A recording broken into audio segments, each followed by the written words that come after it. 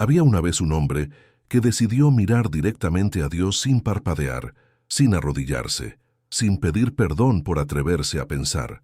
Ese hombre se llamaba Baruch Spinoza, y su delito fue tan imperdonable que tanto judíos como cristianos quisieron borrarlo de la existencia, quemar sus palabras, enterrar su nombre en el silencio más profundo que pudiera concebirse. ¿Pero por qué?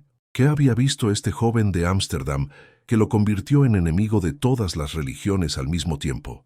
¿Qué verdad descubrió que resultaba tan peligrosa que necesitaba ser silenciada con excomuniones, amenazas de muerte y censuras que aún hoy resuenan en los pasillos del poder espiritual? La respuesta no está en lo que Spinoza afirmó, sino en lo que se atrevió a preguntar. ¿Y si todo lo que nos enseñaron sobre Jesús fuera una reescritura conveniente? ¿Y si la figura más sagrada del cristianismo hubiera sido transformada, moldeada, manipulada, hasta convertirse en algo completamente diferente de lo que fue? ¿Y si la Iglesia, en su sed de poder, hubiera cometido la traición espiritual más grande de toda la historia humana? Spinoza vivió en el siglo XVII, una época en la que cuestionar la religión era literalmente jugarse la vida. Europa acababa de salir de siglos de guerras religiosas donde católicos y protestantes se masacraban mutuamente en nombre de Cristo, cada bando convencido de poseer la única verdad divina. Millones habían muerto defendiendo interpretaciones diferentes del mismo libro sagrado, del mismo Dios, del mismo profeta que supuestamente había predicado amor y paz.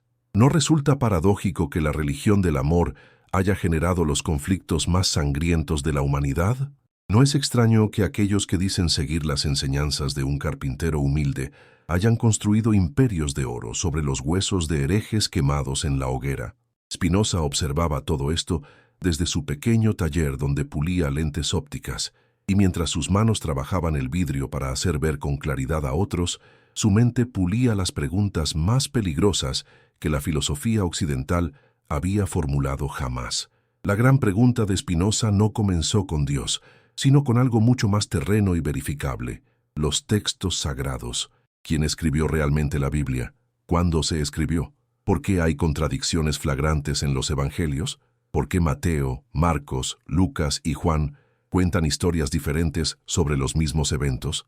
¿No debería la palabra divina ser consistente, clara, sin errores humanos? Pero cuando Spinoza comenzó a leer las Escrituras, no como un creyente devoto, sino como un investigador riguroso, lo que encontró lo dejó helado. Los evangelios no eran relatos divinos e inmaculados bajados del cielo, sino documentos escritos por hombres, editados por hombres, seleccionados por hombres, traducidos por hombres, interpretados por hombres que tenían agendas políticas, ambiciones de poder y necesidades urgentes de control social. ¿Qué pasaba entonces con la idea de que cada palabra de la Biblia era sagrada e intocable? ¿Qué quedaba de la autoridad divina si los textos mismos estaban llenos de huellas humanas demasiado obvias? En el año 325 después de Cristo, algo extraordinario sucedió en la ciudad de Nicea, en lo que hoy es Turquía. El emperador romano Constantino, un político astuto que había visto en el cristianismo una herramienta perfecta para unificar su imperio fragmentado, convocó a obispos de todo el mundo conocido para resolver un problema que amenazaba con dividir la nueva religión antes de que alcanzara su máximo poder. ¿Quién era realmente Jesucristo? ¿Era humano? ¿Era divino? ¿Era ambas cosas? ¿Era el Hijo de Dios o era Dios mismo? Durante siglos después de la muerte de Jesús, los cristianos habían debatido ferozmente sobre la naturaleza de su maestro. Algunos creían que Jesús era completamente humano, un profeta extraordinario pero mortal. Otros insistían en que era puramente divino, que su humanidad era solo una ilusión. Había quienes defendían posiciones intermedias, docenas de interpretaciones diferentes, que competían por ser la versión oficial. Pero ¿quién decidió cuál interpretación era la correcta? ¿Fue Dios quien bajó del cielo a dictar la verdad? No. Fue un grupo de hombres reunidos en un concilio político, votando, debatiendo, negociando, presionándose unos a otros hasta llegar a un consenso que tenía más que ver con la conveniencia política que con la revelación divina. Spinoza estudió este momento con la precisión de un cirujano abriendo un cadáver. Lo que vio fue escalofriante. El cristianismo tal como lo conocemos no fue entregado por Jesús a sus discípulos en un paquete completo y perfecto, sino que fue construido, ensamblado, editado durante siglos por concilios de obispos que respondían a presiones políticas, económicas y sociales. El Jesús divino, el Cristo de la Trinidad, el Hijo de Dios consubstancial con el Padre, todas estas doctrinas fueron decididas por votación. Sí, por votación humana. ¿No resulta inquietante que las verdades más sagradas del cristianismo fueran establecidas mediante el mismo proceso que se usa para elegir representantes políticos? ¿No debería la revelación divina estar más allá del debate y la negociación humana? Pero lo que Spinoza descubrió era aún más perturbador. Muchas de las enseñanzas que se atribuyen a Jesús nunca salieron de su boca. Fueron añadidas décadas o siglos después de su muerte por escritores anónimos que nunca lo conocieron, que nunca caminaron con él por los polvorientos caminos de Galilea, que nunca escucharon su voz predicando en las sinagogas de Judea. Tomemos el ejemplo más obvio, el nacimiento virginal. ¿Sabías que los evangelios más antiguos, Marcos y Juan, no mencionan absolutamente nada sobre una concepción milagrosa? Para el Evangelio de Marcos, que probablemente fue el primero en escribirse alrededor del año 70 después de Cristo, Jesús simplemente aparece como un adulto siendo bautizado por Juan el Bautista. No hay ángeles, no hay estrella de Belén, no hay reyes magos, no hay nacimiento en un pesebre. ¿Por qué? Porque estas historias fueron agregadas más tarde por Mateo y Lucas, escritores que tenían una agenda teológica específica. Necesitaban que Jesús cumpliera con las profecías del Antiguo Testamento para convencer a las comunidades judías de que él era realmente el Mesías esperado. ¿Pero qué dice esto sobre la confiabilidad histórica de los evangelios? Si los detalles más importantes de la vida de Jesús fueron inventados o exagerados décadas después de su muerte, ¿qué más fue alterado, embellecido, fabricado? Spinoza no se detuvo ahí. Examinó pasaje tras pasaje, comparó versiones, analizó contradicciones, estudió las lenguas originales, investigó el contexto histórico y lo que emergió de su análisis fue una imagen radicalmente diferente de Jesús. El Jesús histórico, según Spinoza, no era el Dios encarnado que la Iglesia adoraba, sino un maestro judío extraordinario que predicaba una espiritualidad interior, una relación directa con lo divino que no necesitaba intermediarios, templos, sacerdotes ni rituales elaborados. Jesús hablaba de un reino que no era de este mundo, pero la Iglesia construyó el imperio más poderoso de este mundo precisamente en su nombre. Jesús predicaba la pobreza y la humildad, pero la Iglesia acumuló riquezas que rivalizaban con cualquier reino terrenal. Jesús denunciaba a los fariseos por su hipocresía religiosa, pero la Iglesia se convirtió en la institución más hipócrita de todas, predicando amor mientras quemaba herejes, hablando de paz mientras bendecía cruzadas y conquistas. ¿Por qué esta transformación radical? ¿Cómo es posible que las enseñanzas de un profeta itinerante, que no dejó ni una sola palabra escrita, se convirtieran en la base de un sistema de poder tan vasto y complejo? La respuesta, según Spinoza, está en comprender que la religión organizada nunca ha tratado realmente sobre la verdad espiritual, sino sobre el control social. Las masas necesitan ser gobernadas, y el miedo es la herramienta de control más efectiva que existe. Pero ¿cómo haces que millones de personas obedezcan voluntariamente, que paguen impuestos a la Iglesia, que acepten la autoridad de obispos y papas, que repriman sus deseos naturales, que vivan en perpetua ansiedad sobre su salvación eterna? La respuesta es simple y aterradora. Reescriben la historia del profeta, lo convierten en Dios, lo rodean de milagros imposibles de verificar, crean un sistema de recompensas celestiales y castigos infernales, y luego se proclaman a sí mismos como los únicos intermediarios autorizados entre la humanidad y la salvación. De repente, cuestionar a la Iglesia se convierte en cuestionar a Dios mismo. Desobedecer a un obispo se convierte en condenar tu alma al infierno eterno. ¿No es genial como mecanismo de control? ¿No es la manipulación más brillante y terrible jamás concebida? Pero Spinoza fue más lejos aún en su análisis. No solo demostró que los textos habían sido manipulados, sino que la misma idea de milagros era lógicamente imposible. ¿Por qué? Porque si Dios existe y es perfecto, entonces las leyes naturales que creó también deben ser perfectas. Un milagro, por definición, es una violación de las leyes naturales. Pero ¿por qué un Dios perfecto necesitaría violar sus propias leyes perfectas? ¿No sería eso admitir que las leyes originales eran defectuosas? ¿No convertiría eso a Dios en un creador incompetente que necesita constantemente intervenir para arreglar lo que hizo mal la primera vez? Los milagros, argumentaba Spinoza, no son pruebas del poder divino, sino evidencias de la ignorancia humana. Cuando no podemos explicar algo naturalmente, lo llamamos milagro. Pero eso no significa que sea realmente sobrenatural, solo que nuestra comprensión es limitada. Las personas en la antigüedad pensaban que los eclipses eran milagros o castigos divinos porque no entendían la astronomía. Hoy sabemos que son fenómenos naturales completamente predecibles. ¿Cuántos de los supuestos milagros de Jesús son simplemente malentendidos, exageraciones o invenciones deliberadas? Consideremos la resurrección, el evento central de toda la fe cristiana. San Pablo dice explícitamente que si Cristo no resucitó, entonces la fe cristiana es inútil. Toda la religión se sostiene sobre este único evento milagroso. Pero ¿qué evidencia real tenemos de que sucedió? Los evangelios cuentan historias contradictorias sobre quién encontró la tumba vacía, cuántos ángeles había, a quién se apareció Jesús primero, dónde sucedieron estas apariciones. Los relatos no concuerdan entre sí en detalles cruciales. No es extraño que el evento más importante en la historia de la salvación humana tenga testimonios tan inconsistentes. Pablo, quien nunca conoció a Jesús en vida, afirma haber tenido una visión del Cristo resucitado en el camino a Damasco. Pero ¿acaso una alucinación religiosa, un sueño vívido, una experiencia psicológica intensa no explicaría mejor su conversión que un encuentro literal con un cadáver reanimado? ¿Por qué la explicación sobrenatural siempre se prefiere sobre la natural cuando ambas pueden dar cuenta de los hechos reportados?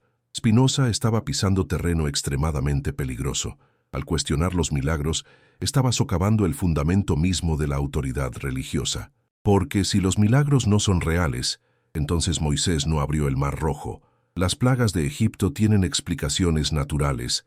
Jesús no caminó sobre el agua, ni multiplicó panes y peces, y la resurrección podría ser una creencia sincera, pero equivocada, de seguidores traumatizados por la crucifixión de su maestro. ¿Y si todo el edificio del cristianismo estaba construido sobre malentendidos, exageraciones y manipulaciones deliberadas? ¿Qué quedaba entonces de la fe? ¿Debía colapsar toda espiritualidad simplemente porque los relatos literales no resistían el escrutinio racional? Aquí es donde Spinoza mostró su verdadero genio. No estaba destruyendo la religión por diversión nihilista, sino tratando de salvar algo más profundo y auténtico que yacía enterrado bajo siglos de dogma y superstición. Estaba buscando al verdadero Jesús, al Maestro espiritual real que existió antes de ser transformado en el Cristo divino por las necesidades políticas de la Iglesia. ¿Quién era entonces el Jesús histórico, según Spinoza? Era un profeta judío, probablemente influenciado por los esenios o por movimientos apocalípticos de su tiempo, que predicaba una transformación radical de la conciencia humana. No venía a fundar una nueva religión, y ciertamente no imaginaba que siglos después habría papas viviendo en palacios y obispos bendiciendo ejércitos. Jesús hablaba arameo, observaba las leyes judías, oraba en sinagogas, celebraba la Pascua judía. Era completamente judío en todo sentido. La idea de que vino a abolir el judaísmo y fundar el cristianismo es una fabricación posterior. De hecho, sus primeros seguidores siguieron siendo judíos practicantes. Fue Pablo, quien nunca conoció a Jesús en vida, quien transformó el mensaje del profeta Galileo en una religión universal accesible a gentiles. Pero ¿cuánto del Jesús real sobrevivió en esta transformación paulina? ¿No fue Pablo, más que Pedro o Santiago o Juan, el verdadero fundador del cristianismo tal como lo conocemos? ¿Y si Pablo, con toda su brillantez teológica, de hecho traicionó las enseñanzas originales de Jesús al universalizarlas y helenizarlas? Spinoza argumentaba que Jesús predicaba una religión del corazón, no de rituales externos. No le importaban las ceremonias elaboradas, los sacrificios de animales en el templo, las reglas dietéticas estrictas, la observancia rígida del sábado. Lo que le importaba era la justicia, la compasión, el amor genuino, la integridad interior. Criticaba a los líderes religiosos de su tiempo no por ser judíos, sino por ser hipócritas, por poner cargas pesadas sobre los hombros de otros, mientras ellos mismos no movían un dedo para ayudar, por buscar honores y lugares privilegiados, por convertir la religión en un negocio lucrativo. ¿No suena esto exactamente como una descripción de la Iglesia medieval? ¿No es irónico que la institución fundada en nombre de Jesús se convirtiera precisamente en lo que él denunciaba? Los sacerdotes medievales vendían indulgencias, prometiendo reducir el tiempo en el purgatorio a cambio de dinero. ¿No era esto exactamente el tipo de comercio religioso que Jesús atacó cuando volcó las mesas de los cambistas en el templo? ¿Cómo pudo la Iglesia justificar prácticas que el mismo Jesús habría condenado violentamente? La respuesta está en comprender que la Iglesia primitiva enfrentó una crisis existencial inmediata después de la muerte de Jesús. Sus seguidores creían que Él regresaría pronto, que el fin del mundo estaba cerca, que el reino de Dios se establecería en sus vidas. Esperaron, y esperaron. Pasaron décadas, pasaron generaciones. Los testigos oculares murieron uno por uno. El fin del mundo no llegó. Jesús no regresó. ¿Qué hacer entonces? ¿Admitir que se habían equivocado? ¿Aceptar que Jesús fue simplemente otro profeta apocalíptico fallido? No. En lugar de eso, reinterpretaron todo. El reino de Dios no era literal, sino espiritual. La segunda venida no era inminente, sino misteriosa. Podría tardar siglos o milenios. Las enseñanzas radicales de Jesús sobre la pobreza y el desprendimiento de las posesiones materiales fueron suavizadas, contextualizadas, convertidas en metáforas. ¿Por qué? Porque la Iglesia necesitaba sobrevivir en este mundo, necesitaba acomodarse al poder romano, necesitaba volverse respetable, rica, poderosa, y así el movimiento revolucionario de un profeta itinerante se convirtió en la institución más conservadora de la historia occidental. Spinoza desentrañó cuidadosamente cada paso de esta transformación. Mostró cómo los textos fueron editados para hacer que Jesús pareciera más divino, más milagroso, menos humano. Los evangelios más tardíos, especialmente Juan, pintaban un Jesús que hablaba en términos cósmicos sobre su naturaleza divina, completamente diferente del Jesús simple y directo de Marcos. ¿Cuál era el real? ¿El maestro humano que contaba parábolas sobre semillas y campos, o el Logos eterno que existía antes de la fundación del mundo? ¿No es obvio que uno es el Jesús histórico y el otro es el Cristo teológico, creado por generaciones de especulación filosófica? Pero admitir esto significaba admitir que la Iglesia había construido su autoridad sobre una ficción, o al menos sobre una idealización tan extrema del personaje histórico que ya no guardaba ningún parecido con el original. ¿Por qué entonces la Iglesia se resistió tan ferozmente a cualquier investigación histórica sobre Jesús? ¿Por qué castigaba con excomunión a quienes se atrevían a leer la Biblia en sus propios idiomas en lugar de depender de las interpretaciones oficiales del clero? ¿No era porque la Iglesia sabía que una lectura cuidadosa y crítica de los textos sagrados revelaría demasiadas contradicciones, demasiadas inconsistencias, demasiadas huellas de manipulación humana? Durante siglos, la Iglesia mantuvo su poder precisamente controlando el acceso al conocimiento. La Biblia estaba en latín, un idioma que las masas no entendían. Solo los sacerdotes podían leerla e interpretarla. ¿Y qué conveniente era eso? Podían decirle a la gente cualquier cosa y afirmar que estaba en las Escrituras. Podían justificar guerras, inquisiciones, quema de brujas, esclavitud, todo supuestamente basado en la palabra de Dios. Cuando finalmente la Biblia fue traducida a lenguas vernáculas, cuando la gente común pudo leerla por sí misma, la Iglesia entró en pánico. ¿Por qué? Porque la gente comenzó a hacer preguntas incómodas. ¿Dónde dice exactamente en la Biblia que el Papa es infalible? ¿Dónde autoriza Jesús la venta de indulgencias? ¿Dónde ordena construir catedrales lujosas mientras los pobres mueren de hambre? ¿Dónde justifica la tortura de herejes? Martín Lutero encontró suficientes contradicciones entre la práctica de la Iglesia y las enseñanzas bíblicas para iniciar la Reforma protestante, dividiendo el cristianismo en 1000 pedazos. Pero incluso Lutero fue lo suficientemente radical, o simplemente reemplazó la autoridad del Papa con la autoridad de su propia interpretación de la Biblia. Spinoza fue más lejos que Lutero. No solo cuestionó la autoridad de la Iglesia, sino la autoridad misma de la Biblia como palabra divina infalible. Y aquí llegamos al corazón de su herejía, la razón por la cual incluso los judíos liberales de Ámsterdam lo excomulgaron con una maldición tan severa que prohibía a cualquier judío hablarle, hacer negocios con él, leer sus escritos o siquiera acercarse a menos de 4 codos de distancia. La comunidad judía de Ámsterdam estaba compuesta principalmente de refugiados de la Inquisición española, personas que habían sufrido persecución terrible por su fe. No podían permitirse el lujo de tolerar a un miembro que cuestionara públicamente las escrituras sagradas. Era demasiado peligroso. Las autoridades cristianas de Holanda les permitían practicar su religión siempre y cuando mantuvieran el orden interno y no causaran problemas.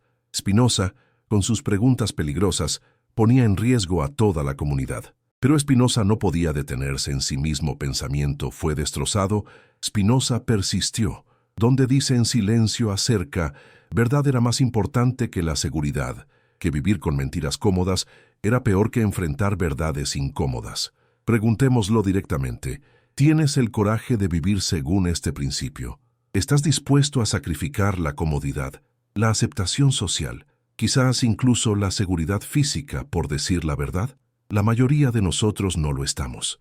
Preferimos las mentiras suaves a las verdades ásperas. Y eso es exactamente lo que la Iglesia siempre supo y explotó magistralmente. Mientras estás contemplando estas preguntas, desde donde sea que estés viendo esto ahora, desde tu habitación, tu oficina, tu teléfono en el autobús, cuéntanos en los comentarios, ¿desde qué país y ciudad nos estás viendo? ¿Qué hora es allí en este momento? Nos encantaría saber cuántos rincones del mundo están reflexionando juntos sobre estas verdades antiguas pero eternamente relevantes. Y si este video te ha hecho pensar, si te ha inquietado, si te ha desafiado aunque sea un poco, compártelo con un amigo cercano, alguien en quien confías, alguien con quien puedas tener estas conversaciones profundas. Que este conocimiento llegue a ellos como una bendición, como una invitación a despertar, y que esas bendiciones se multipliquen en sus familias y en todos aquellos que aman. Spinoza vivió el resto de su corta vida en relativo aislamiento, puliendo lentes para ganarse la vida modestamente, mientras escribía en secreto sus obras filosóficas más explosivas. Rechazó ofertas de posiciones académicas prestigiosas porque requerían que firmara confesiones de fe con las que no podía estar de acuerdo honestamente. Murió a los 44 años, probablemente de una enfermedad pulmonar causada por inhalar polvo de vidrio durante años de pulir lentes. Sus amigos publicaron sus obras completas póstumamente y, como se esperaba, fueron inmediatamente prohibidas por la Iglesia Católica y condenadas por líderes protestantes. Durante siglos, el nombre Spinoza fue sinónimo de ateísmo peligroso, de veneno intelectual que debía evitarse. Pero ¿por qué tanto miedo a un humilde pulidor de lentes? ¿Qué poder tenían sus palabras que amenazaban el orden establecido tan profundamente? El poder era este. Spinoza demostró que podía ser profundamente espiritual, incluso místico, sin necesitar ninguna de las estructuras de las religiones organizadas. No necesitabas sacerdotes para conectarte con lo divino. No necesitabas rituales elaborados, sacramentos mágicos, dogmas incomprensibles. No necesitabas temer al infierno, ni esperar el cielo como recompensa por tu obediencia. Podías encontrar a Dios, o lo que Spinoza prefería llamar la sustancia infinita o la naturaleza, directamente a través de la razón y la contemplación. Esta era una amenaza existencial para todas las instituciones religiosas porque revelaba su irrelevancia fundamental. Si cada persona puede acceder a lo divino por sí misma, ¿para qué necesitamos una iglesia? ¿Para qué necesitamos que nos digan qué creer? ¿Para qué necesitamos intermediarios entre nosotros y la verdad? La respuesta es que no los necesitamos, y ese es precisamente el secreto que las religiones organizadas han trabajado incansablemente para ocultar durante milenios. Teosio parte 2. La historia de cómo Jesús se convirtió en Cristo, de cómo un maestro espiritual judío se transformó en la segunda persona de la Trinidad, de cómo sus enseñanzas radicales fueron domesticadas y convertidas en herramientas de control. Esta historia que Spinoza expuso con tanta claridad despiadada nos obliga a enfrentar preguntas que la mayoría preferiría evitar. ¿Qué significa tener fe cuando descubres que los fundamentos históricos de esa fe son cuestionables? ¿Puede sobrevivir la espiritualidad auténtica al derrumbe de los mitos que la sostienen? ¿O acaso la verdadera fe solo comienza cuando nos atrevemos a mirar más allá de las certezas reconfortantes hacia las dudas inquietantes que se esconden debajo?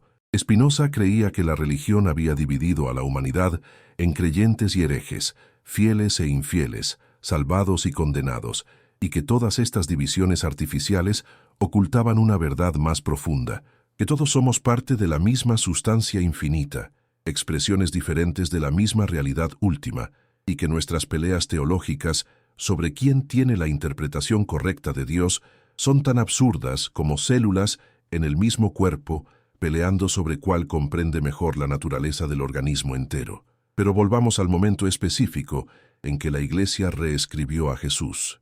No fue un solo momento, por supuesto, sino un proceso gradual que tomó siglos. Sin embargo, hay eventos clave que marcaron puntos de inflexión.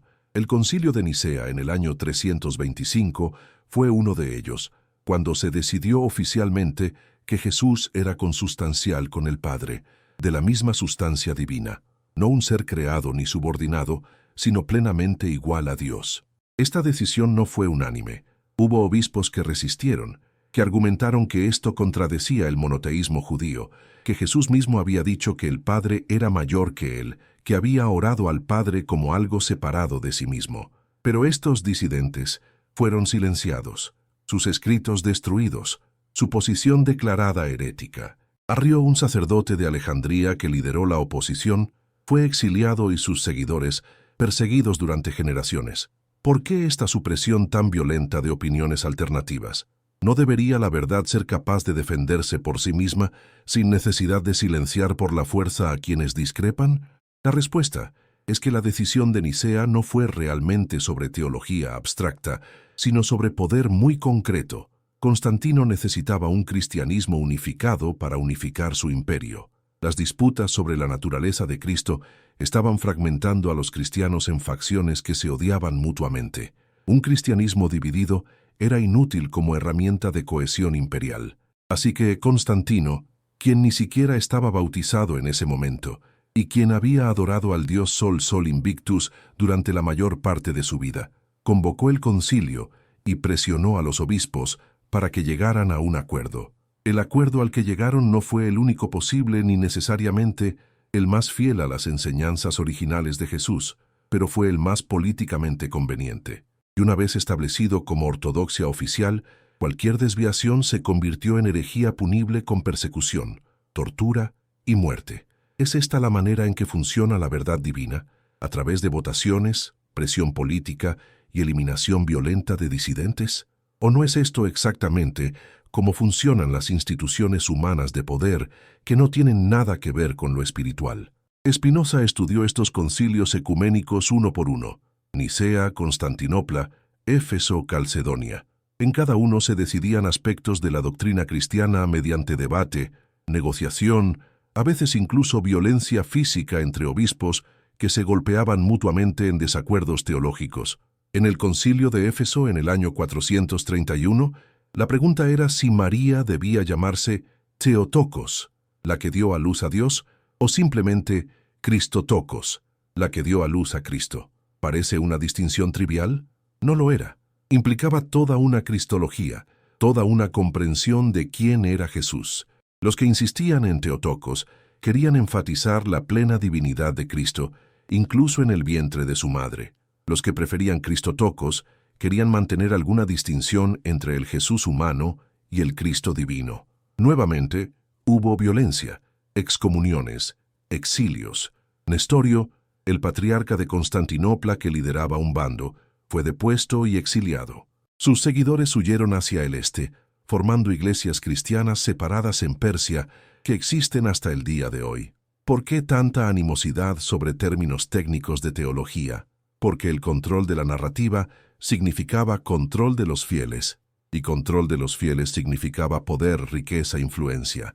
A medida que los siglos avanzaban, Más y más capas de doctrina se acumulaban sobre el Jesús histórico, enterrándolo bajo montañas de especulación teológica hasta que se volvió completamente irreconocible. La Virgen María, quien aparece muy brevemente en los Evangelios y nunca dice mucho, fue elevada a una posición casi divina ella misma. Se desarrollaron doctrinas como la Inmaculada Concepción, que no tiene nada que ver con el nacimiento de Jesús, sino con el nacimiento de María, afirmando que ella nació sin pecado original para poder ser un recipiente digno del Hijo de Dios. Esta doctrina no fue declarada oficial hasta el año 1854. Sí, leyeron bien, 1854, casi 2 milenios después de que María vivió. ¿Cómo puede una verdad necesaria sobre la Madre de Dios tardar 18 siglos en ser reconocida oficialmente? ¿No sugiere esto que las doctrinas son inventadas según las necesidades de la época, en lugar de reveladas por Dios desde el principio? La asunción de María, la creencia de que fue llevada corporalmente al cielo al final de su vida, no se convirtió en dogma oficial hasta 1950. 1950, en el siglo XX, después de 2 guerras mundiales, después de que pusimos satélites en el espacio, la Iglesia Católica declaró que todos los fieles deben creer que María ascendió físicamente al cielo. ¿Dónde está la evidencia de esto? No hay ninguna. No está en la Biblia. No hay testimonios históricos contemporáneos. Es simplemente una tradición que se desarrolló entre algunos cristianos y que eventualmente fue codificada como dogma infalible. El Papa Pío XII, ejerciendo la autoridad de la infalibilidad papal, que solo se había declarado oficialmente en 1870, decretó que esta creencia era verdad revelada por Dios. Pero ¿cómo puede algo ser verdad revelada si nadie supo de ello durante siglos? ¿Acaso Dios olvida revelar verdades importantes y luego las recuerda 1900 años después? ¿O no es más lógico pensar que estas son invenciones humanas que sirven propósitos institucionales específicos? Spinoza argumentaba que cada una de estas elaboraciones doctrinales alejaba el cristianismo más y más de las enseñanzas simples de Jesús. El Jesús de los Evangelios nunca habló de trinidades, consubstancialidades, transubstanciaciones, inmaculadas concepciones, asunciones corporales. Hablaba en parábolas simples sobre la misericordia, el perdón, la compasión, la justicia. Contaba historias sobre pastores que buscan ovejas perdidas, sobre samaritanos que ayudan a extraños, sobre padres que perdonan a hijos pródigos. No teorizaba sobre la naturaleza metafísica de su propia divinidad, no establecía jerarquías eclesiásticas complejas, no creaba rituales elaborados que requerían intermediación sacerdotal. De hecho, cuando sus discípulos peleaban sobre quién era el mayor entre ellos, Jesús los reprendía y les decía que el que quisiera ser grande debía ser el servidor de todos. ¿Cómo entonces la Iglesia justifica sus estructuras de poder, donde los cardenales viven como príncipes y el Papa gobierna desde un palacio? ¿No es esto exactamente lo opuesto de lo que Jesús enseñó? La respuesta de la Iglesia siempre ha sido que Jesús confirió autoridad especial a Pedro, diciéndole que era la roca sobre la cual construiría su Iglesia y dándole las llaves del reino de los cielos. Este pasaje de Mateo 16:18 se convirtió en la justificación para todo el papado, para la autoridad apostólica, para la sucesión ininterrumpida de papas desde Pedro hasta el presente. Pero Spinoza señaló los problemas obvios con esta interpretación. Primero, este pasaje solo aparece en Mateo, ninguno de los otros evangelios lo menciona. ¿Por qué algo tan crucialmente importante para la estructura de la Iglesia solo está registrado en uno de 4 evangelios?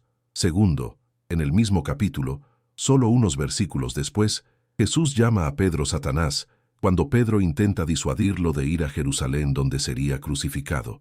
Entonces, ¿Pedro es la roca y Satanás simultáneamente? ¿Qué tipo de fundamento confiable es ese? Tercero, en los otros evangelios y en los Hechos de los Apóstoles, Pedro aparece como uno entre varios líderes de la Iglesia primitiva, frecuentemente cometiendo errores, siendo corregido por Pablo, no mostrando ninguna autoridad especial única sobre los otros apóstoles. ¿Cómo entonces creció la institución del papado con su pretensión de infalibilidad? La historia real es que la primacía de Roma se desarrolló gradualmente, debido a factores políticos y geográficos, no por mandato divino. Roma era la capital del imperio, el centro del poder. Tenía sentido que la Iglesia de Roma adquiriera prestigio y autoridad. Cuando el imperio se derrumbó en Occidente, el obispo de Roma llenó el vacío de poder, asumiendo funciones políticas además de religiosas. Los papas se convirtieron en gobernantes temporales, controlando territorios, comandando ejércitos, haciendo alianzas con reyes. Pero ¿dónde en las enseñanzas de Jesús se encuentra justificación para que sus supuestos sucesores se comporten como monarcas medievales? ¿No dijo Jesús explícitamente que su reino no era de este mundo? ¿No rechazó las tentaciones de poder político cuando Satanás le ofreció todos los reinos del mundo si lo adoraba? Sin embargo, la Iglesia abrazó exactamente ese poder terrenal que Jesús rechazó y lo hizo en su nombre. Las cruzadas son quizás el ejemplo más obsceno de esta contradicción. Durante siglos, papas exhortaron a ejércitos cristianos a marchar hacia Tierra Santa para arrebatarle a los musulmanes el control de Jerusalén. Decenas de miles murieron en estas guerras santas. Se saquearon ciudades, se masacraron poblaciones enteras, se cometieron atrocidades inimaginables, todo supuestamente para glorificar a Cristo. Pero ¿qué diría Jesús, quien predicaba amar a los enemigos y poner la otra mejilla, sobre matar musulmanes en su nombre?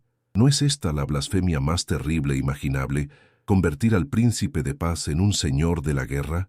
Cuando los cruzados finalmente capturaron Jerusalén en 1099, mataron a prácticamente todos en la ciudad, judíos y musulmanes por igual, hombres, mujeres y niños.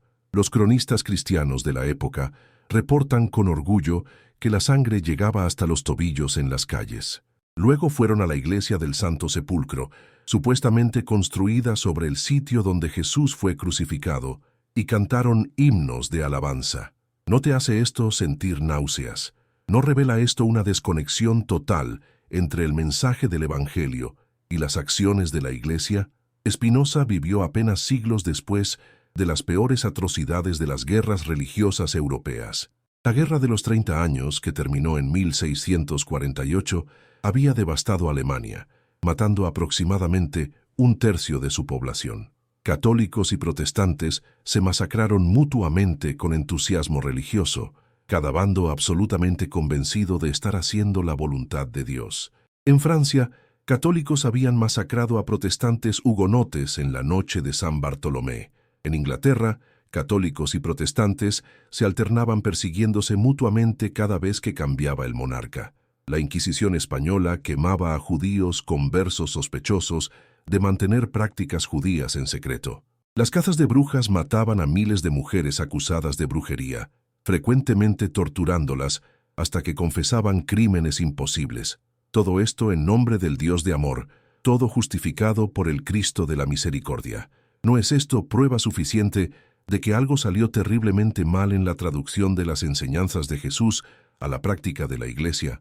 El argumento de Spinoza era que este horror era inevitable una vez que aceptas la premisa de que hay una sola verdad religiosa y que poseerla es esencial para la salvación eterna. Si realmente crees que los herejes irán al infierno a sufrir tormento eterno, entonces casi cualquier cosa que hagas para salvarlos, o al menos evitar que contaminen a otros con sus ideas falsas, parece justificada. Quemar a alguien en la hoguera, aunque sea terrible, es finito. El sufrimiento dura minutos u horas. Comparado con la eternidad de tormento en el infierno, es prácticamente un acto de misericordia si previene que esa persona continúe difundiendo herejías que condenarán las almas de otros. Esta era literalmente la lógica que los inquisidores usaban. Se veían a sí mismos como cirujanos espirituales que cortaban tejido enfermo para salvar el cuerpo de la cristiandad. Pero ¿de dónde viene esta idea de tormento eterno? ¿La enseñó Jesús? La palabra que se traduce como infierno en el Nuevo Testamento es Gehenna, que era literalmente el nombre de un basurero ardiendo fuera de Jerusalén. Cuando Jesús advertía sobre Gehenna, estaba describiendo una dimensión metafísica de sufrimiento eterno o usando una metáfora gráfica para la destrucción y la vergüenza. Los eruditos bíblicos modernos reconocen que muchas de las descripciones detalladas del infierno con diablos, fuego y tortura eterna vienen de fuentes muy posteriores como la Divina Comedia de Dante, no de la Biblia misma. Pero ¿cuántos cristianos saben esto? ¿Cuántos han sido aterrorizados durante toda su vida por imágenes del infierno que son más ficción medieval que revelación bíblica? Este es otro aspecto de cómo la Iglesia reescribió a Jesús. Lo convirtió en juez amenazador en lugar de maestro compasivo. El Jesús de los Evangelios pasa la mayor parte de su tiempo con pecadores, recaudadores de impuestos, prostitutas, leprosos, todos los marginados de la sociedad. Come con ellos, habla con ellos, los toca cuando la ley ritual prohibía el contacto. Cuando los fariseos lo critican por esto, responde que los sanos no necesitan médicos sino los enfermos, que no vino a llamar a justos sino a pecadores. Una y otra vez perdona, muestra misericordia, rechaza la condenación.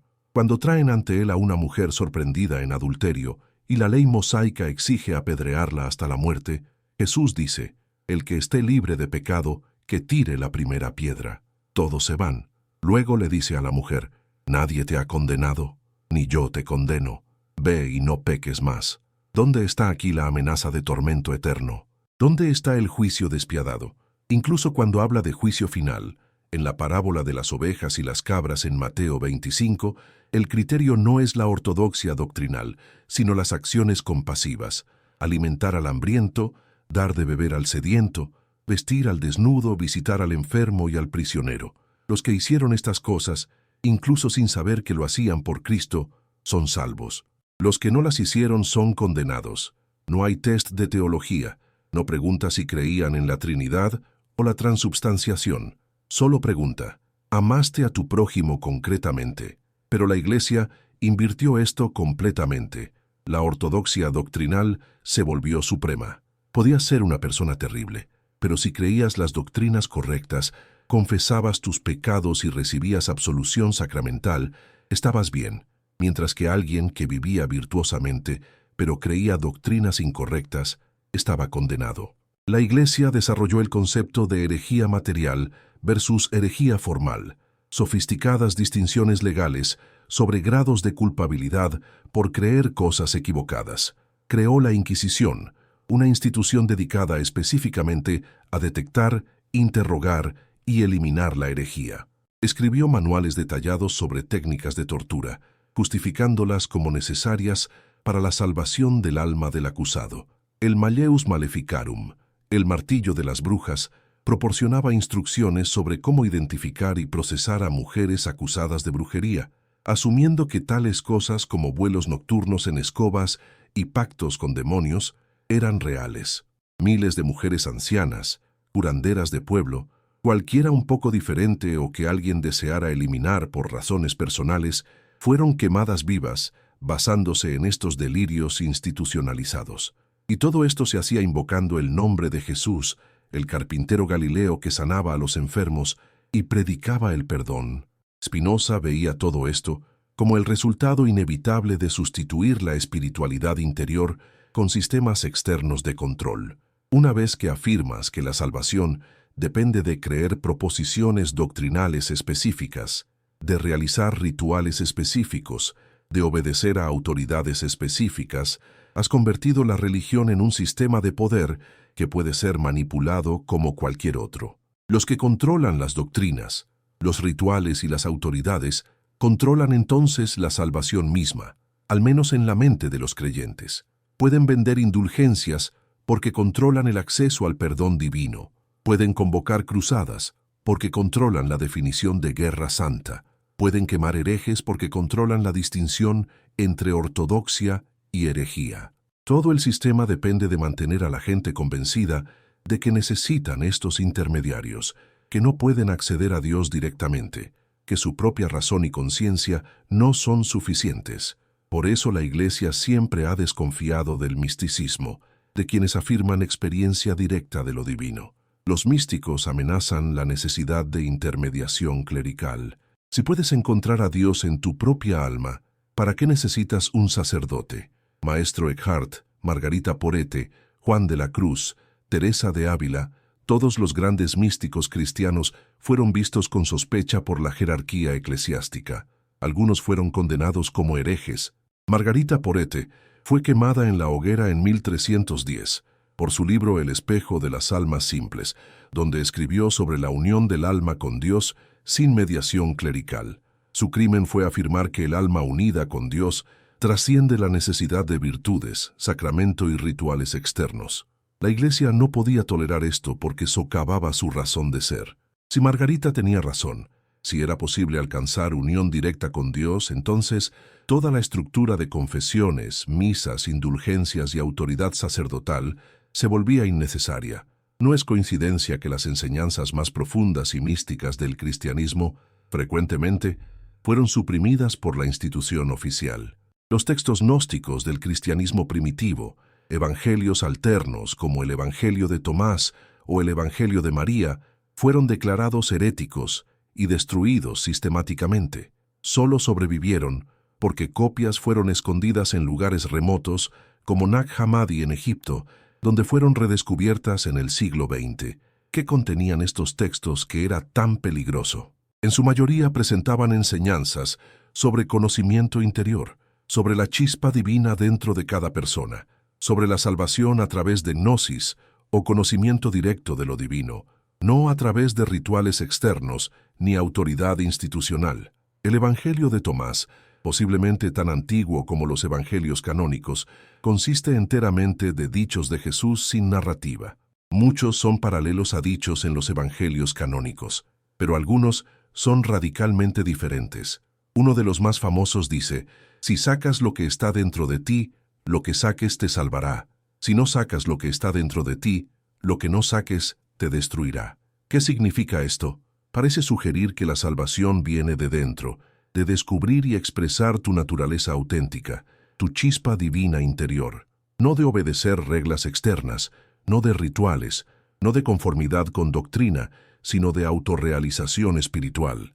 Este es exactamente el tipo de enseñanza que la Iglesia institucional no podía permitir, porque hace que la Iglesia misma sea irrelevante. Por eso estos textos fueron destruidos y sus seguidores perseguidos como gnósticos heréticos.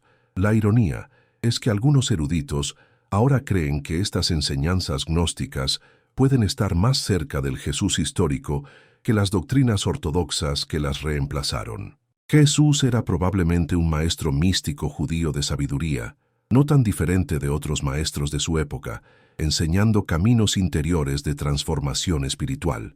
Fue la Iglesia posterior la que lo convirtió en el objeto de un culto de adoración, en un Dios que debe ser apaciguado con sacrificios rituales y obediencia institucional. Aquí llegamos al corazón de la crítica de Spinoza. La Iglesia transformó el cristianismo de un camino de liberación espiritual en un sistema de esclavitud espiritual. Jesús vino, según los evangelios, a libertar a los cautivos, a proclamar el año favorable del Señor, el jubileo cuando todas las deudas son perdonadas y todos los esclavos liberados. Pero la Iglesia creó nuevas formas de cautiverio espiritual.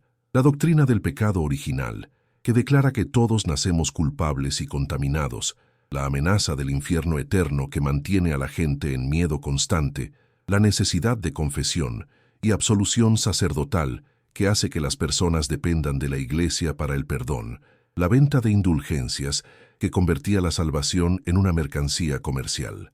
¿No es esto lo opuesto exacto de la liberación que Jesús supuestamente ofreció? ¿No es la mayor traición posible de su mensaje? Y aquí debemos preguntarnos algo aún más radical. ¿Fue esta traición accidental o deliberada?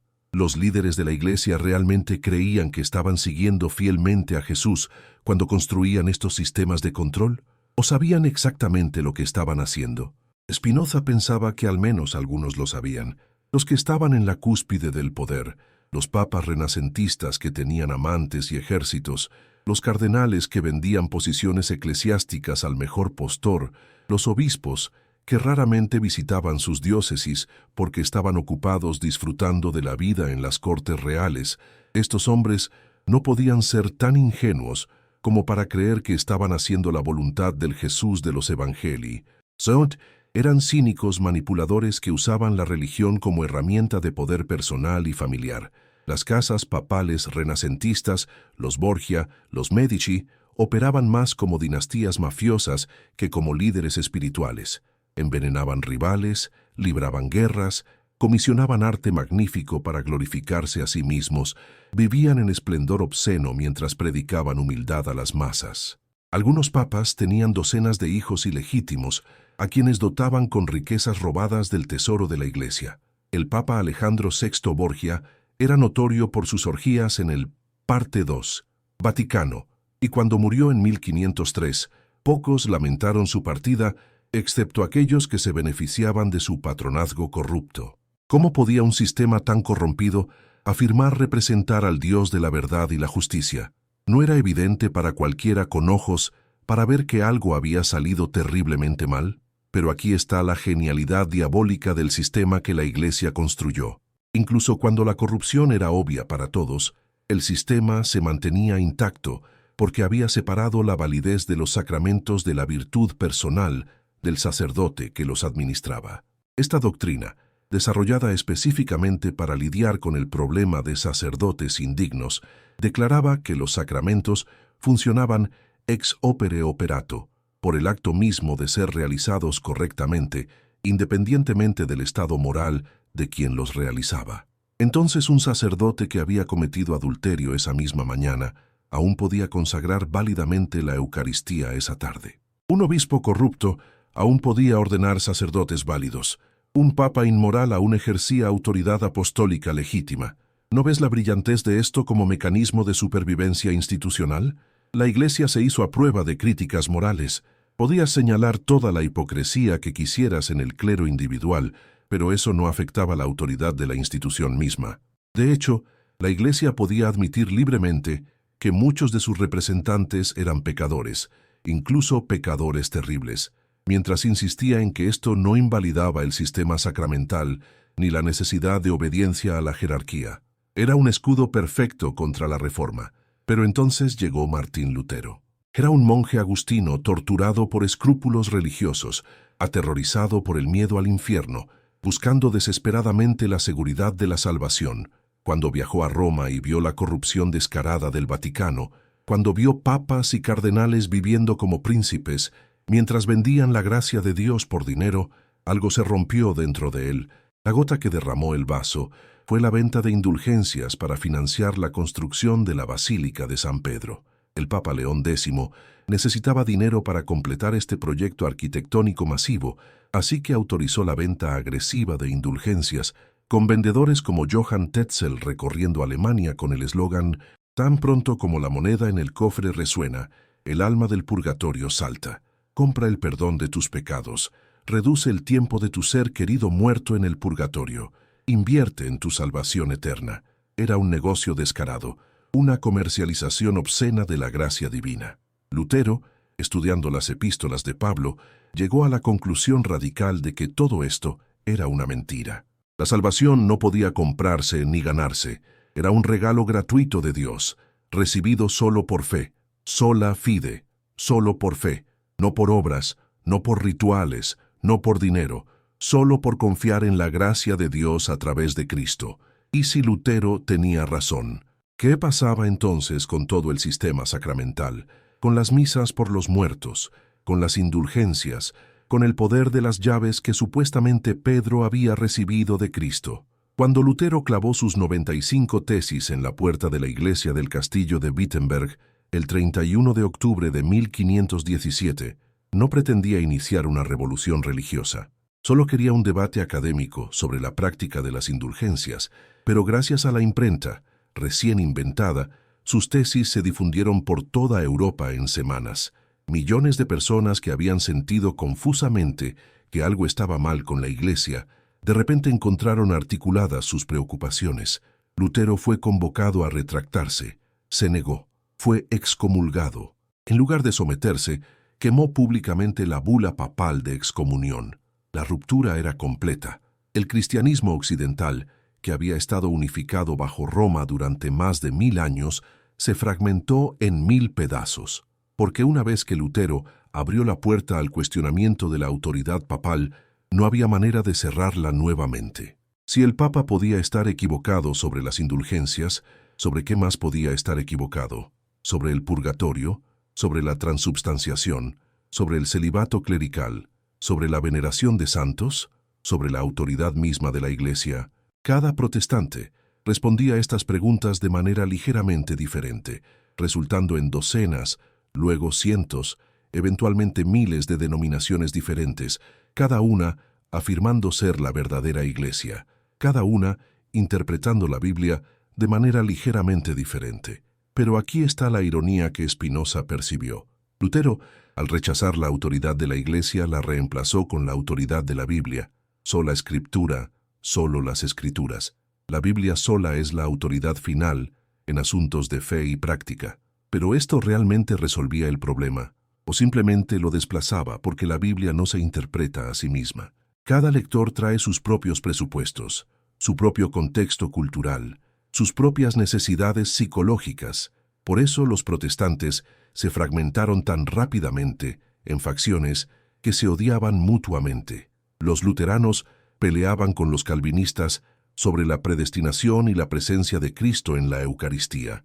Los calvinistas se dividían en supralapsarios e infralapsarios sobre sutilezas técnicas de cuando Dios decidió predestinar a algunos a la salvación y otros a la condenación.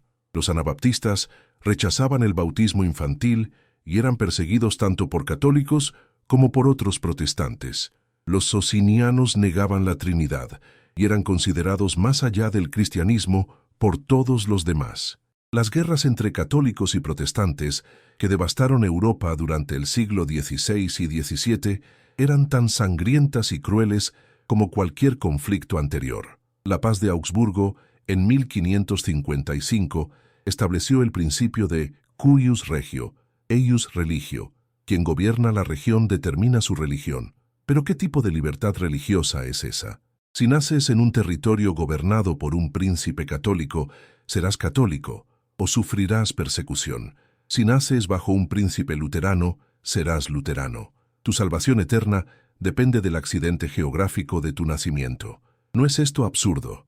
Spinoza observaba todo esto desde su Ámsterdam del siglo XVII y veía el problema fundamental. Todas estas facciones cristianas, católicos, luteranos, calvinistas, anabaptistas, anglicanos, estaban cometiendo el mismo error. Todos asumían que había una interpretación correcta única de la voluntad divina y que poseer esa interpretación era esencial para la salvación.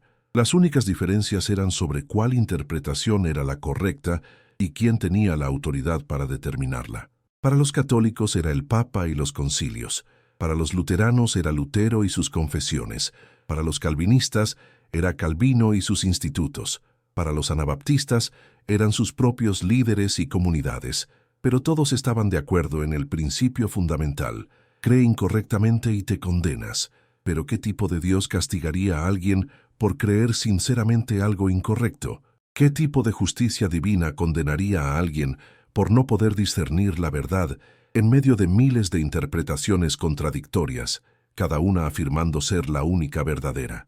Un Dios que operara según esta lógica sería más cruel y arbitrario que el tirano humano más despótico. No merecería adoración sino desprecio. ¿No es más lógico pensar que si Dios existe y es bueno, entonces lo que importa no es la precisión doctrinal, sino la integridad moral, que juzgaría a las personas no por lo que creen, sino por cómo viven? Esta era la posición radical de Spinoza. La religión verdadera no consiste en ceremonias ni en dogmas complicados, sino en justicia y caridad. Todo lo demás es superstición. No importa si eres católico, protestante, judío, musulmán o algo más. No importa si crees que Cristo es consustancial con el Padre o subordinado al Padre. No importa si crees en la predestinación o el libre albedrío. Lo único que importa es cómo tratas a otros seres humanos. ¿Eres justo en tus tratos? ¿Eres caritativo con los necesitados? ¿Eres honesto? ¿Eres compasivo? Estas son las únicas preguntas que tienen significado moral real. El resto es teatro teológico, juegos intelectuales que los académicos disfrutan, pero que no tienen relevancia para la vida ética real. Spinoza escribió: el fin último de la filosofía no es otro que la verdad, mientras que el de la fe no es otro que la obediencia y la piedad. ¿Ven la distinción? La filosofía busca entender cómo son las cosas realmente. La religión busca inspirar una vida ética. Son dominios separados con propósitos diferentes. El error catastrófico que ha plagado el cristianismo es confundir estos dominios, convertir la religión en una cuestión de creencias proposicionales correctas en lugar de una práctica de vida virtuosa. Jesús mismo, argumentaba Spinoza, entendía esto perfectamente. No le importaban las complejidades teológicas. De hecho, cuando le preguntaban sobre el mandamiento más importante, respondía de manera directa: amarás al Señor tu Dios con todo tu corazón, y con toda tu alma y con toda tu mente, y amarás a tu prójimo como a ti mismo. Todo lo demás cuelga de estos dos mandamientos. No hay mención de trinidades, no hay referencia a la naturaleza divina del Cristo, no hay requisitos de ritual o sacramento, solo amor a Dios y amor al prójimo. ¿Por qué entonces el cristianismo se volvió tan complicado? ¿Por qué se requieren años de estudio teológico para entender doctrinas como la doble naturaleza de Cristo o la procesión del Espíritu Santo? ¿No sugiere esto que estas elaboraciones no vienen de Jesús, sino de teólogos posteriores que disfrutaban de especulaciones metafísicas? El Jesús de los Evangelios habla en lenguaje simple que cualquier campesino podía entender. Cuenta parábolas sobre sembradores y semillas, sobre levadura en masa, sobre pescadores y redes, sobre pastores y ovejas. Cuando habla del juicio, usa el criterio más simple e imaginable. ¿Alimentaste al hambriento? ¿Diste de beber al sediento? ¿Acogiste al extranjero? ¿Vestiste al desnudo? ¿Visitaste al enfermo? ¿Visitaste al prisionero? Estas acciones concretas de compasión son lo único que cuenta. No pregunta: ¿creíste que yo era la segunda persona de la Trinidad? ¿Entendiste correctamente la controversia filioque sobre si el Espíritu Santo procede solo del Padre o del Padre y del Hijo? ¿Asististe a misa regularmente? ¿Te confesaste con un sacerdote? Nada de eso. Solo, ¿amaste concretamente? Pero la Iglesia invirtió completamente estas prioridades. La ortodoxia doctrinal se volvió suprema. Podía ser una persona moralmente terrible, pero si creías las doctrinas correctas y participabas en los sacramentos, estabas en el camino de la salvación. Mientras que alguien que vivía con integridad moral absoluta, pero tenía dudas doctrinales, estaba condenado. Spinoza conocía bien este problema porque lo vivió personalmente. Era un joven de 23 años cuando la comunidad judía de Ámsterdam lo excomulgó. Su crimen no fue comportamiento inmoral. No había robado, no había cometido adulterio, no había mentido ni engañado.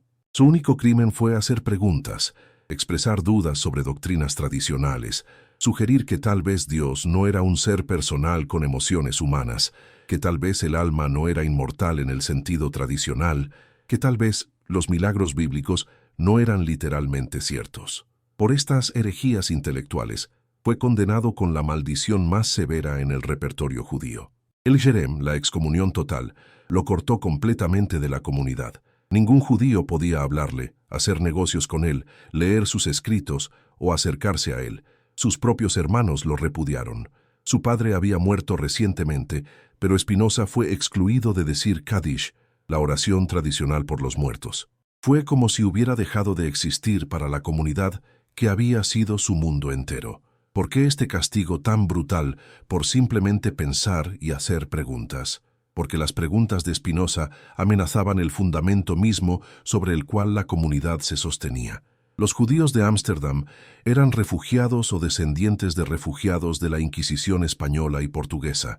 Habían vivido como cristianos aparentes, marranos durante generaciones, practicando judaísmo en secreto, mientras fingían ser católicos públicamente. Finalmente habían encontrado un lugar donde podían ser abiertamente judíos.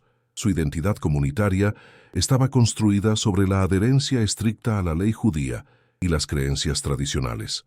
No podían permitirse el lujo de tolerar cuestionamientos públicos de estas tradiciones. Las autoridades holandesas les permitían vivir allí bajo la condición de que mantuvieran el orden interno y no causaran escándalos. Un judío joven y articulado, cuestionando públicamente las escrituras sagradas y doctrinas fundamentales, era exactamente el tipo de escándalo que podía provocar las autoridades cristianas a retirar la tolerancia de la que gozaba la comunidad entera. Entonces Spinoza tenía que ser silenciado, no necesariamente porque las autoridades de la sinagoga no tuvieran sus propias dudas privadas, sino porque no podían permitir que esas dudas se expresaran públicamente sin poner en peligro a toda la comunidad. ¿Pero esto hace que el tratamiento de Spinoza fuera justo? ¿Es justificable sacrificar a un individuo honesto para proteger al grupo? ¿No es esto exactamente el mismo tipo de cálculo político que Jesús enfrentó cuando Caifás, el sumo sacerdote, argumentó que era mejor que un hombre muriera que permitir que todo el pueblo pereciera? Spinoza aceptó su excomunión con dignidad estoica. No trató de reconciliarse con la sinagoga. No se convirtió al cristianismo, aunque eso hubiera resuelto muchos de sus problemas sociales y económicos. Simplemente continuó pensando, estudiando, escribiendo. Adoptó el nombre latino Benedictus en lugar del hebreo Baruch, ambos significando bendecido, una señal sutil de que trascendía las identidades étnicas y religiosas particulares. Se ganaba la vida modestamente puliendo lentes ópticas, un oficio que requería precisión extrema y paciencia, cualidades que también aplicaba a su filosofía. Sus lentes eran tan buenos que fueron buscados por científicos incluyendo Christian Huygens y posiblemente incluso el mismo Leibniz. Pero el polvo de vidrio que inhalaba constantemente probablemente causó la tuberculosis o alguna enfermedad pulmonar similar que eventualmente lo mataría a los 44 años. Vivió en cuartos alquilados simples, comía frugalmente, no se casó nunca, no tuvo hijos, no acumuló posesiones. Rechazó una cátedra de filosofía en la Universidad de Heidelberg porque habría requerido que no enseñara nada que pudiera perturbar la religión pública establecida. ¿Cómo podía un amante de la verdad aceptar tal restricción? Prefirió vivir en pobreza con libertad intelectual que en comodidad con cadenas mentales. ¿Cuántos de nosotros haríamos esa elección?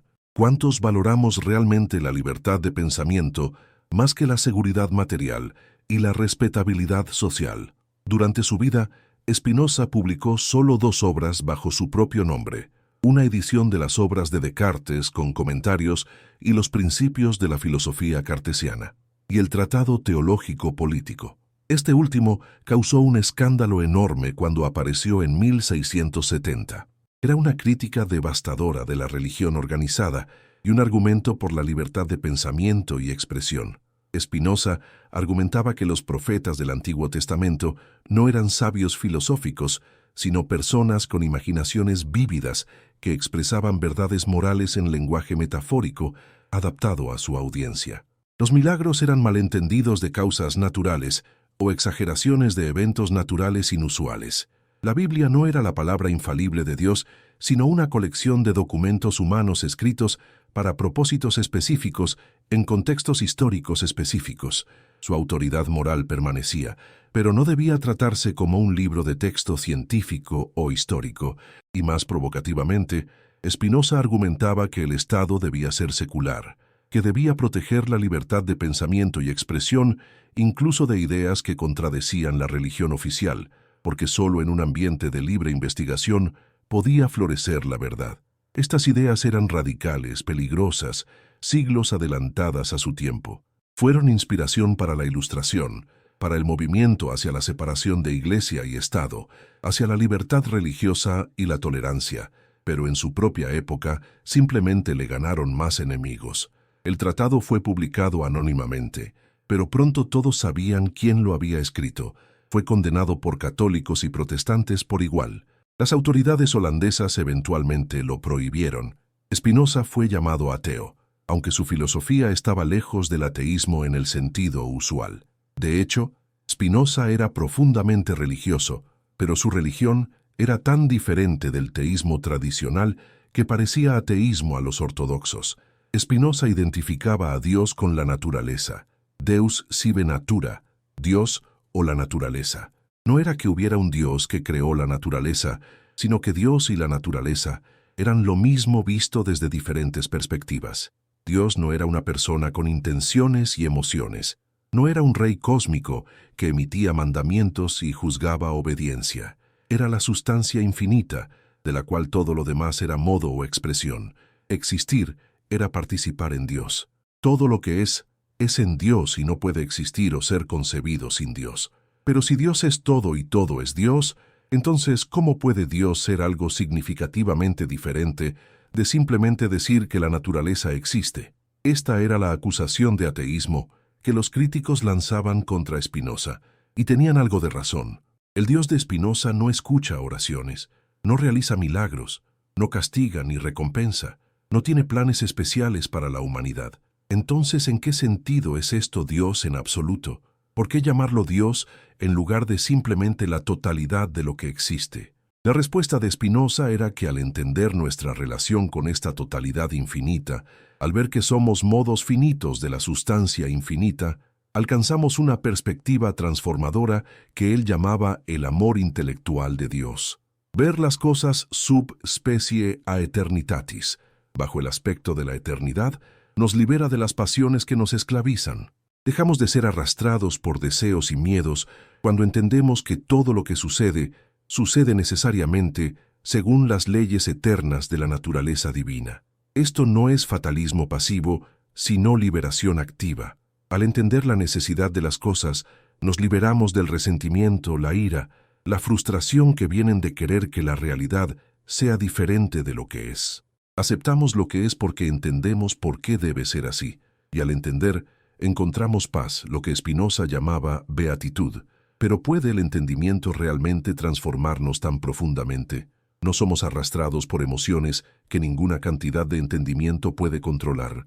Spinoza pensaba que sí podemos ser transformados, pero requiere práctica constante, lo que llamaba la reforma del entendimiento. Debemos entrenar nuestra mente para ver las cosas claramente, para entender las causas, para no ser engañados por ilusiones. Es un camino espiritual tanto como intelectual. Aquí vemos la conexión con Jesús. Spinoza veía a Jesús como alguien que había alcanzado este entendimiento supremo, esta visión de la unidad con lo divino. Jesús entendía que Dios no estaba en algún cielo lejano, sino dentro, que el reino de Dios estaba entre nosotros o dentro de nosotros, dependiendo de cómo se traduzca el griego entosumón. Jesús hablaba de su unidad con el Padre. Yo y el Padre somos uno. Pero Spinoza interpretaba esto místicamente, no metafísicamente. Jesús había alcanzado tal comprensión y aceptación de la voluntad divina que su voluntad y la voluntad de Dios eran indistinguibles. No era que fuera literalmente Dios en forma humana, sino que había alcanzado tal grado de sabiduría y virtud que encarnaba perfectamente lo divino. Y crucialmente, Jesús enseñaba que otros podían alcanzar lo mismo. Orad a vuestro Padre que está en secreto. El reino de Dios está dentro de vosotros. Las obras que yo hago, vosotros las haréis, y mayores haréis. Estas enseñanzas sugieren que lo que Jesús logró está potencialmente disponible para todos. No es que Él era único por naturaleza, sino que había realizado plenamente el potencial que todos compartimos. Pero si esto es verdad, entonces la doctrina de que solo Jesús es el Hijo único de Dios, de que solo a través de Él viene la salvación, se derrumba. ¿No convierte esto al cristianismo en uno de muchos caminos hacia el mismo destino espiritual en lugar del único camino verdadero? Esta era precisamente la conclusión herética a la que Spinoza llegaba, y era intolerable para la Iglesia porque destruía su monopolio sobre la salvación. Si Spinoza tenía razón, entonces los budistas alcanzando iluminación, los sufíes musulmanes alcanzando fana o aniquilación del ego en Dios, los místicos judíos alcanzando debekut o adhesión a lo divino, los yogis hindúes alcanzando moksha o liberación, todos estaban caminando hacia la misma montaña desde diferentes direcciones. El cristianismo no era superior, solo diferente. Cristo no era el único mediador, sino uno entre muchos maestros espirituales que habían mostrado el camino. Pero ¿cómo podía la Iglesia admitir esto después de siglos de afirmar extra ecclesiam nulla salus? Fuera de la Iglesia no hay salvación. ¿Cómo podía admitir que había desperdiciado montañas de esfuerzo, tesoro y sangre, tratando de convertir al mundo entero al cristianismo, cuando resulta que las personas ya tenían sus propios caminos válidos hacia lo divino? La implicación era demasiado devastadora. Todo el proyecto misionero del cristianismo, todas las cruzadas, toda la conquista de las Américas justificada por la necesidad de salvar almas paganas, todo se revelaba como un error trágico en el mejor caso y un crimen imperial disfrazado de preocupación espiritual en el peor. Consideremos lo que los conquistadores españoles hicieron en el Nuevo Mundo. Llegaron a civilizaciones que habían existido durante miles de años, con sus propias religiones, filosofías, sistemas sociales. Los aztecas, los incas, los mayas habían desarrollado matemáticas sofisticadas, astronomía precisa, arquitectura impresionante, sistemas de escritura complejos. Pero porque adoraban dioses diferentes, porque no conocían a Cristo, fueron considerados paganos demoníacos que necesitaban ser salvados o exterminados.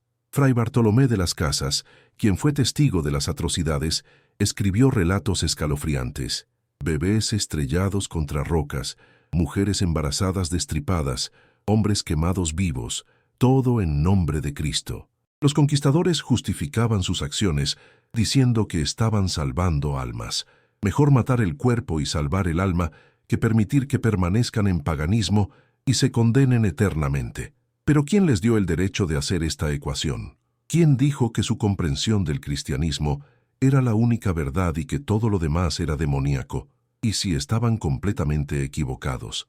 ¿Y si los aztecas adorando a Quetzalcóatl o los incas adorando a Inti estaban encontrando lo divino de maneras perfectamente válidas, adaptadas a su contexto cultural? Entonces los conquistadores no eran salvadores, sino genocidas, no misioneros, sino imperialistas usando la religión como pretexto para el robo y la dominación. Spinoza entendía que el particularismo religioso, la afirmación de que solo una religión es verdadera, inevitablemente lleva a la violencia.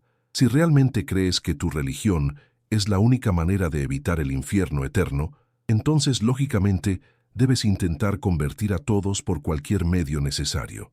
La coerción se vuelve no solo permisible, sino obligatoria. Agustín de Hipona, uno de los padres de la Iglesia más influyentes, desarrolló la doctrina de compelle intrare, obligarlos a entrar, basada en una parábola de Jesús sobre un anfitrión que ordena a sus siervos que obliguen a la gente a venir a su banquete. Agustín interpretó esto como justificación para forzar a herejes y cismáticos a volver a la Iglesia. Esta doctrina fue usada durante siglos para justificar la persecución. Pero ¿acaso Jesús, quien respetó la libertad de las personas de rechazarlo, quien dijo a los discípulos que si un pueblo no los recibía, simplemente sacudieran el polvo de sus sandalias y siguieran adelante, apoyaría realmente la conversión forzada? ¿No es obvio que cualquier fe producida por coerción es inauténtica? ¿Qué valor tiene una confesión obtenida bajo tortura? Sin embargo, precisamente tales confesiones fueron buscadas por la Inquisición, validadas por la Iglesia, usadas como evidencia de herejía o reconciliación con la ortodoxia. El sistema entero dependía de sembrar miedo. Miedo al infierno, miedo al purgatorio, miedo a la excomunión, miedo a ser declarado hereje. Mantenía a las personas obedientes, dóciles, dispuestas a pagar diezmos, dispuestas a aceptar la autoridad clerical, dispuestas a hacer lo que la Iglesia ordenaba. Pero, ¿es el miedo el camino hacia la verdadera espiritualidad? Jesús dijo: el amor perfecto echa fuera el temor. Sin embargo, la Iglesia construida en su nombre operaba principalmente a través del miedo. ¿No es esta la traición más fundamental posible? ¿No revela esto que algo salió terriblemente mal en la traducción del mensaje del profeta Galileo a la institución que afirma representarlo? Spinoza pensaba que lo que salió mal fue la confusión entre religión y superstición. La religión verdadera, argumentaba, eleva al ser humano, lo libera, lo inspira a la virtud. La superstición lo degrada, lo esclaviza, lo paraliza con miedos irracionales. La religión verdadera apela a la razón y al amor. La superstición explota la ignorancia y el miedo. Y la mayor parte de lo que se practicaba como cristianismo, tanto católico como protestante, era en realidad superstición disfrazada de religión. La creencia en milagros, por ejemplo, es superstición. No porque los eventos inusuales no ocurran, sino porque atribuirlos a intervención sobrenatural, en lugar de buscar causas naturales, es abandonar la razón. Cuando alguien se enferma gravemente y luego se recupera, ¿por qué llamarlo milagro en lugar del resultado de procesos naturales de curación del cuerpo, quizás ayudados por tratamientos médicos? Si 1000 personas con la misma enfermedad oran por recuperación y una se recupera mientras 999 mueren, ¿la una que sobrevivió experimentó un milagro? ¿O simplemente tuvo suerte ¿O tenía una constitución más fuerte? ¿O recibió mejor tratamiento? ¿Por qué Dios escucharía la oración de una persona, pero ignoraría las oraciones de 999? ¿Tiene favoritos? ¿Opera al azar? ¿O quizás las oraciones no tienen nada que ver con el resultado y simplemente notamos los casos raros donde parece que funcionaron, mientras ignoramos los muchos más casos donde no funcionaron? Este sesgo de confirmación, esta tendencia a ver patrones donde no los hay, a atribuir significado a coincidencias, es el motor de la superstición. Y la Iglesia, en lugar de combatir esta superstición con educación y razón, la explotó y la amplificó. Las reliquias son un ejemplo perfecto. Durante la Edad Media, cada iglesia importante necesitaba reliquias de santos para atraer peregrinos y donaciones. Esto creó un mercado masivo de reliquias falsas. Se afirmaba que había suficientes astillas de la verdadera cruz distribuidas por Europa para construir un barco. Había tantos clavos supuestamente de la crucifixión que podrías abrir una ferretería. Docenas de iglesias afirmaban tener el prepucio de Jesús, preservado milagrosamente después de su circuncisión. Juan Calvino, en su tratado sobre reliquias, catalogó críticamente miles de reliquias falsas, mostrando que muchos santos tenían múltiples cuerpos completos en diferentes iglesias, o docenas de cabezas, o brazos suficientes para ser pulpos. Pero ¿por qué la Iglesia toleraba y promovía este fraude masivo? Porque era lucrativo. Los peregrinos venían de lejos para ver reliquias milagrosas, traían dinero, pagaban por indulgencias, hacían donaciones. La Iglesia ganaba poder y riqueza de la credulidad de las masas. Era un sistema parasitario que vivía de la ignorancia y la desesperación de personas que buscaban ayuda divina para enfermedades, problemas, tragedias. En lugar de educarlos, la Iglesia los explotaba. En lugar de ayudarlos a desarrollar fortaleza interior y comprensión racional, los mantenía dependientes de rituales mágicos y objetos supersticiosos. Esto es lo que Spinoza encontraba más repugnante sobre la religión organizada tal como se practicaba. Infantilizaba a las personas. Las trataba como niños que necesitaban ser controlados con historias de miedo y sobornados con promesas de recompensas mágicas. No las respetaba como adultos racionales, capaces de pensamiento moral independiente. Y lo hacía precisamente porque adultos racionales pensando independientemente no necesitan sacerdotes. La Iglesia necesitaba mantener a las personas en estado perpetuo de minoría intelectual para justificar su propia existencia como guardián y guía. Esto explica por qué la Iglesia se oponía históricamente a la alfabetización masiva, por qué mantenía la Biblia en latín que las masas no entendían, por qué castigaba a quienes trataban de traducirla a lenguas vernáculas.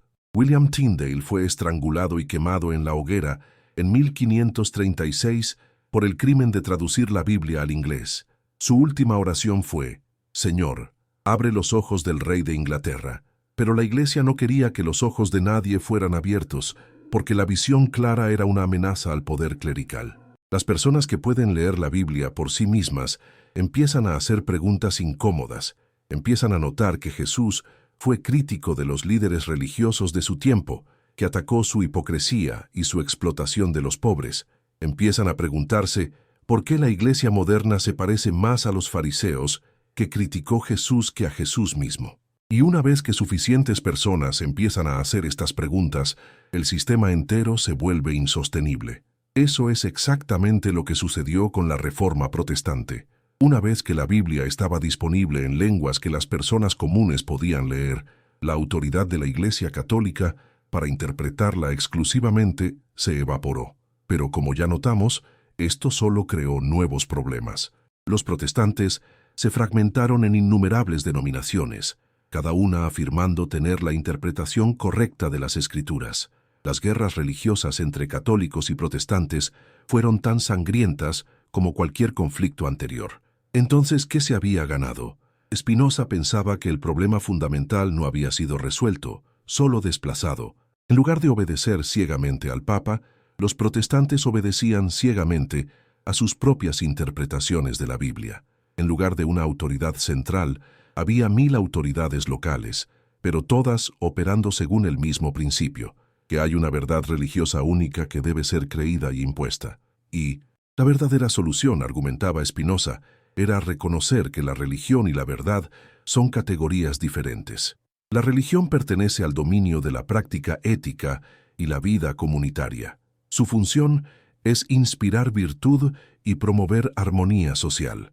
La verdad pertenece al dominio de la investigación racional y el descubrimiento científico. Su función es entender cómo funciona realmente el mundo. Mezclar estas categorías produce desastres. Cuando la religión afirma tener verdades sobre la naturaleza física del mundo, entra en conflicto con la ciencia. Cuando la ciencia trata de dictar valores morales, excede su competencia. Cada dominio debe respetarse a sí mismo. Esta era la visión radical de Spinoza. Una separación completa entre fe y razón, entre iglesia y Estado, entre religión y filosofía. En un Estado verdaderamente libre, las personas deberían poder creer lo que quieran y expresar sus creencias libremente, siempre y cuando no dañen a otros. El Estado debe proteger esta libertad, no imponer ninguna ortodoxia religiosa. Las iglesias deben ser comunidades voluntarias de personas que comparten creencias y prácticas, no instituciones con poder coercitivo sobre todos en una sociedad. La filosofía debe ser libre de investigar sin restricciones religiosas. Estas ideas eran explosivas en el siglo XVII y permanecen